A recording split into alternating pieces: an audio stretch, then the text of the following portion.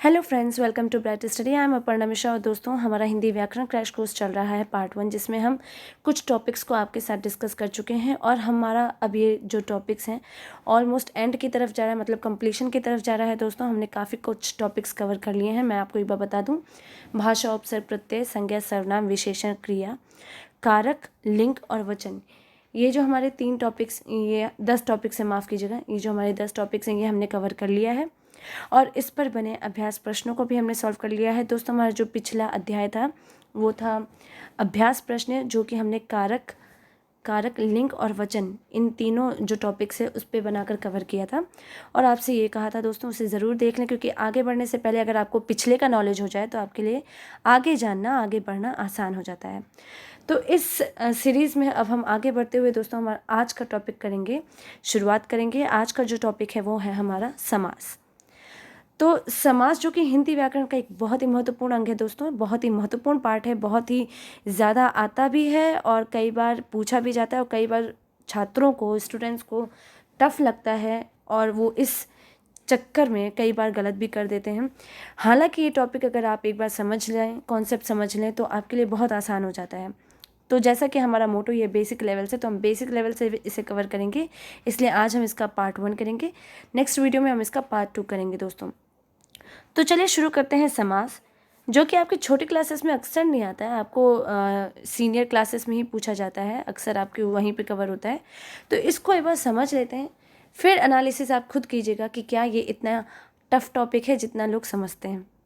तो चलिए अपने टॉपिक की तरफ बढ़ते हैं। समास, जिसे अंग्रेजी में हम कंपाउंड्स कहते हैं, इंग्लिश में कंपाउंड्स कहा जाता है।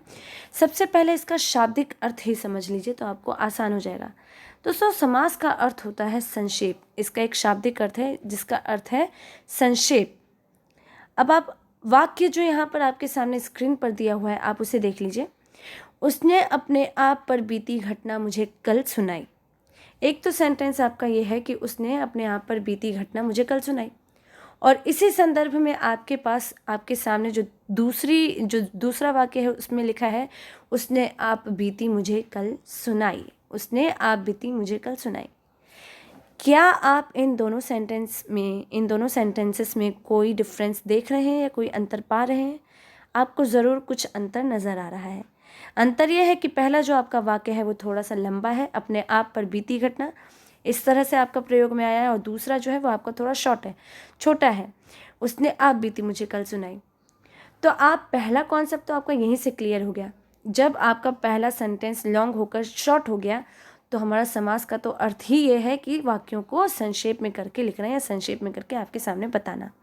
इसका मतलब समास का हमारा पहला कॉन्सेप्ट सही साबित हुआ, हैंस प्रूव्ड। लेकिन अब ज़रा इसको देख भी लें कि किस तरह से होता है। इसमें फर्स्ट सेंटेंस में उसने अपने आप पर बीती घटना सुनाई और सेकंड में आप बीती मुझे सुनाई। आपका जो सेंटेंस है वो शॉर्ट हो गया। चलिए इन सेंटेंस को हम देख लेते हैं तो आपको और क्लियर हो जाएगा।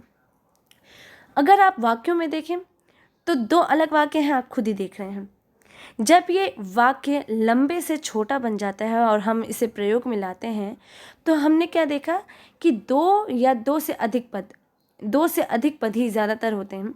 इनके मिलने पर एक हो जाने का हमें भाव पता चल रहा है। आप खुद देखेंगे तो ये जो 2 हैं, 2 या 2 से अधिक जो आपके शब्द हुए, वो आपके मिलने पर क्या हो जाता है, इनका एक होने का भाव हो जाता है। और इस प्रकार से जब 2 या 2 से अधिक पद एक हो जाते हैं या मिल जाते हैं तो इसी को हम कहते हैं समास। हमारे हिंदी व्याकरण की भाषा में 2 या 2 से अधिक पद जब एक हो जाते हैं मिलने पर तो उसे हम समास कहते हैं। इसका आपका जो व्याकरणिक परिभाषा है वो ये है कि 2 या 2 से अधिक शब्दों के मिलने से बने शब्द को हम सामासिक पद या इस क्रिया को हम समास कहते हैं। सामासिक पद मतलब समास से जुड़ा पद आपका हो गया, जो आपके शब्द बनते हैं या समास बनते हैं या नया अर्थ जिससे निकलता है। तो यहाँ जैसा कि आपकी स्क्रीन पर लिखा भी है कि इससे एक नया अर्थ प्रदान होता है। तो दोस्तों, जब हमने फर्स्ट सेंटेंस में देखा उसने अपने आप पर बीती घटना मुझे कल सुनाई, जब हमने अपने आप पर बीती ये जो 2 या 2 से अधिक जो वर्ड्स हैं इन्हें हमने कंप्रेस किया, जब इसे हमने संक्षेप रूप में दिखाया, आपके सामने प्रकट किया, व्यक्त किया, तो वो आप बीती बन गया। अपने आप पर बीती से आप बीती बन गया, शॉर्ट में बन गया, शॉर्ट फॉर्म बन गया, और इसी को हम समास कहते हैं। इसे और अच्छी तरीके से हम आगे जानेंगे दोस्तों, आपको समझ में आएगा क्लियरली। चलिए आगे देखें, समास के भेद की ओर चलते हैं। तो दोस्तों आप देख सकते हैं समास के मुख्यतः आप स्क्रीन पर देख रहे हैं 6 भेद हैं। हम जो हिंदी व्याकरण में पढ़ते हैं और जो जनरल तौर पे हम पढ़ते आए हैं वो आपके 6 भेद हैं समास के। मुख्यतः है इसमें अव्ययीभाव समास, तत्पुरुष समास, कर्मधारय समास, द्विगु समास, द्वंद्व समास और बहुब्रीहि समास। ये 6 भेद हैं जो आपको समास में पढ़ने को मिलते हैं। लेकिन इन भेदों के अलावा अगर आप देखें तो इसका सब सेक्शन भी है, और वो कौन से समास का है आप स्क्रीन पर देख रहे हैं, तत्पुरुष समास का। तत्पुरुष समास के सब सेक्शंस आप कह लीजिए या फिर उपभेद कह लीजिए, उपभेद भी हैं। दोस्तों अब मैं आपको ज़रा रिकॉल करवा दूं, आपने जब कारक पढ़ा था, इसके पहले का जो टॉपिक था जो हमने किया था, कारक पढ़ा था, इससे लिंग और वचन के पहले हमने कारक पढ़ा था, माफ़ कीजिएगा। तो उसमें आपने पढ़ा होगा जो उसके 6 सेक्शंस थे, कर्ता ने कर्म को करण से, संप्रदान को क्रिया पदान से, संबंध का के की, अधिकरण में पर, संबोधन है। अरे ओ, तो दोस्तों हमने जब ये पढ़ा था मैंने आपको कहा था आप इसे राइम बनाकर याद कीजिएगा, आपको आसानी से याद हो जाएगा। तो मैं आपको रिकॉल करवा दूं कि अगर आपने वो अच्छे से पढ़ा है और ध्यान से समझा है और उसे एनालिसिस किया है, अगर आपने उसको छोड़ा नहीं है, उसकी प्रैक्टिस की है, तो वो आपके यहाँ काम आएगा। मैंने आपको पहले भी कहा है कि हिंदी व्याकरण में काफ़ी सारे हमारे जो टॉपिक्स होते हैं, कॉन्सेप्ट्स होते हैं, वो एक दूसरे के कॉम्प्लीमेंट्री होते हैं, एक दूसरे से जुड़े होते हैं। देखिए वो जुड़ाव यहाँ पता चल गया है।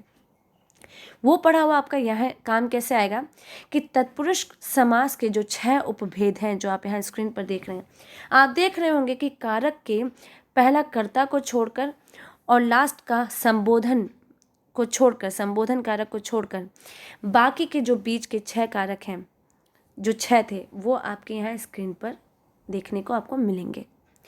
टोटल 8 कारक के भेद थे, लेकिन हम फर्स्ट और लास्ट मतलब कि कर्ता कारक और लास्ट का संबोधन कारक, उसको छोड़कर जो हमारे बाकी के हैं, कर्म पुरुष, कर्म तत्पुरुष, करण तत्पुरुष, संप्रदान तत्पुरुष, अपादान तत्पुरुष, संबंध तत्पुरुष, अधिकरण तत्पुरुष, ये जो 6 उपभेद हैं, बस हमें इन्हीं को पढ़ना है तत्पुरुष समास के अंतर्गत।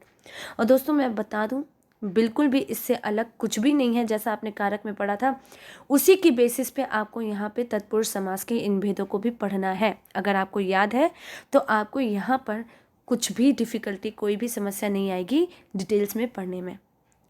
तो ये था हमारा भेद। समास के मुख्यतः हमारे 6 भेद हैं और तत्पुरुष समास के अंतर्गत भी हमारे 6 भेद हैं। तो चलिए शुरू करते हैं अपने पहले भेद से। हमारा पहला भेद है अव्ययी भाव समास।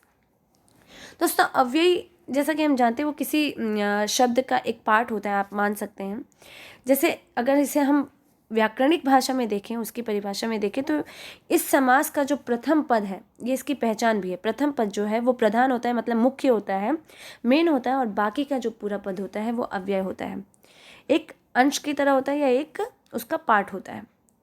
आप कह सकते हैं इसको, हाँ, इस तरह से भी आप कह सकते हैं कि जो समस्त पद है, जो आपका पूरा पद होता है, उसके आरंभ में उपसर्ग लगकर वो प्रथम पद या मेन पद की तरह कार्य करता है। ये होता है आपका अव्ययी भाव समास। ये दोस्तों इसकी छोटी छोटी पहचानें जो हम आगे पढ़ेंगे, आप स्क्रीन पे भी देख रहे होंगे, और उससे आपको ये पढ़ने में और आसानी हो जाएगी, समझने में आसानी हो जाएगी और आपका डाउट्स क्लियर हो जाएगा। लेकिन इस पहचान के साथ अगर आप इसे अभी समझ लें, मतलब समस्त पद के आरंभ में आपका उपसर्ग की तरह ये कार्य करता है, जो भी आपका अव्यय लगता है, या आपका जो प्रथम पद प्रधान होता है, जैसा कि हम जानते हैं। एग्जाम्पल अगर आप लेते हैं, देखिए पहला आपका एग्जाम्पल है सपरिवार।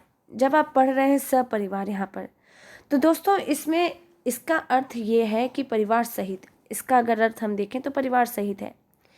लेकिन अव्ययी भाव समास है, तो यहाँ देखिए जो स यहाँ पे लग रहा है, आपने उपसर्ग पढ़ा होगा कि प्रीफिक्स जिसे इंग्लिश में कहते हैं, उपसर्ग शब्द के आगे लगता है, तो जो स लग गया, ये इस प्रकार से जो आपका शब्द लग जाता है, तो इसका मतलब ये है अव्ययी भाव समास। और उसमें जो प्रथम पद होता है वो आपका मेन होता है, परिवार सहित, तो मतलब परिवार जो है आपका वो मेन पद है। इसी तरह से आ जन्म, आ लग गया, यहाँ पर उपसर्ग की भांति आप देख रहे होंगे आ लग गया, तो जन्म से लेकर, जिसका अर्थ है जन्म से लेकर। फिर यथा समय, तो समय के अनुकूल, यथा आपका उपसर्ग लगा हुआ है इसमें, समय के अनुकूल। प्रतिदिन मतलब कि हर दिन, सब प्रथम पद आपका मेन है, प्रधान होता जा रहा है, बाकी का पूरा पद आपका ये अव्यय हो जाएगा। पुनरुक्ति, मतलब कि ये पुनरुक्ति मैंने आपको कैसे यहाँ पे आपको इस एग्जाम्पल के तौर पे दिया है, लेकिन पुनरुक्ति कोई शब्द नहीं है।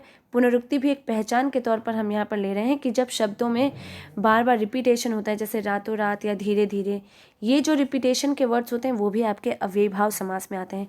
पुनरुक्ति को हमने एग्जाम्पल के तौर पर नहीं लिया है, पुनरुक्ति को हमने पहचान के तौर पर यहाँ पर लिखा है। मैं आपको ये क्लियर कर दूँ, अगर आप कन्फ्यूज़ हो रहे हो तो ये पहचान के तौर पर है, ये आपका एग्जाम्पल नहीं है। और जिसमें अभाव का जो आपका भाव है वो आता है, अभाव का, जैसे निर्जन, तो यहाँ पर नि जो है आपका, यहाँ पर निर, यहाँ पर आपका उपसर्ग लग जाएगा, जैसे जनों का अभाव, जिसे हम जनों का अभाव कहते हैं।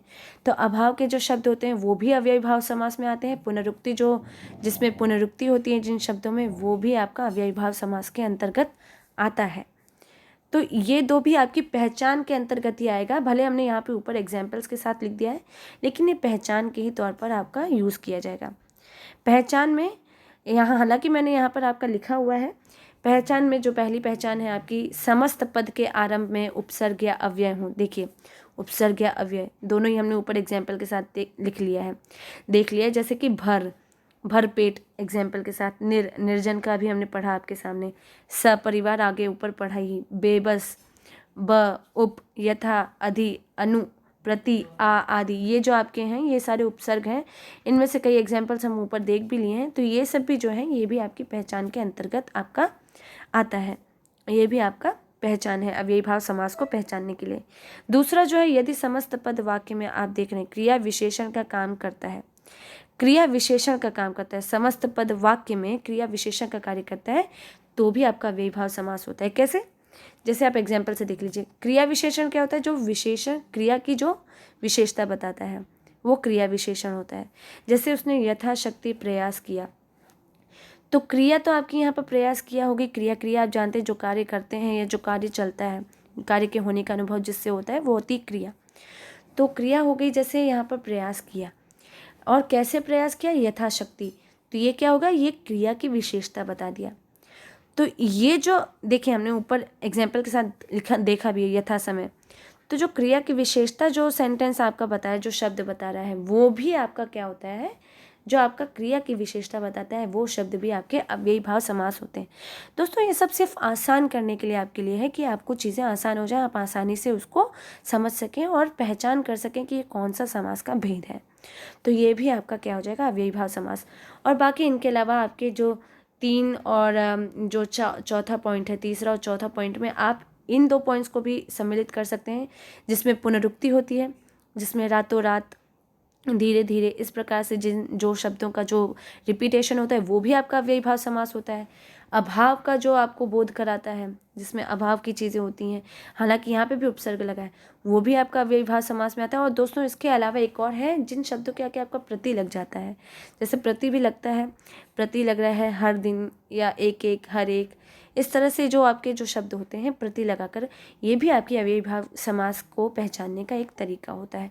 तो ये सारी चीज़ें जो होंगी, ये सब जितना भी आपका है, ये सारा आपका अव्ययी भाव समास के अंतर्गत आता है। दोस्तों अगर अब मैं ये सोचूं कि मैं बाकी जो इसके 5 भेद हैं उनको भी इसी वीडियो में अगर मैं आपके साथ डिस्कस कर लूँ तो आप पूरी तरह से कंफ्यूज हो जाएंगे, जबकि समास में कंफ्यूज होने जैसा कुछ भी नहीं है। तो इसलिए आज का जो हमारा लेसन है हम यहीं पर एंड करते हैं। नेक्स्ट हम अपनी वीडियो में अव्ययी भाव समास के अलावा तत्पुरुष समास और अपने जितने भी बचे हुए समास हैं उन सबको हम डिस्कस करेंगे। तब तक आप इसे बार बार देखें, समझें, रिपीट कीजिए, इसे एनालिसिस कीजिए, एनालाइज कीजिए। अगर आपको कुछ नहीं समझ में आ रहा तो पूछिए, और फिर हम अपने नेक्स्ट वीडियो में मिलते हैं अपने बाकी के भेदों के साथ। Thank you so much.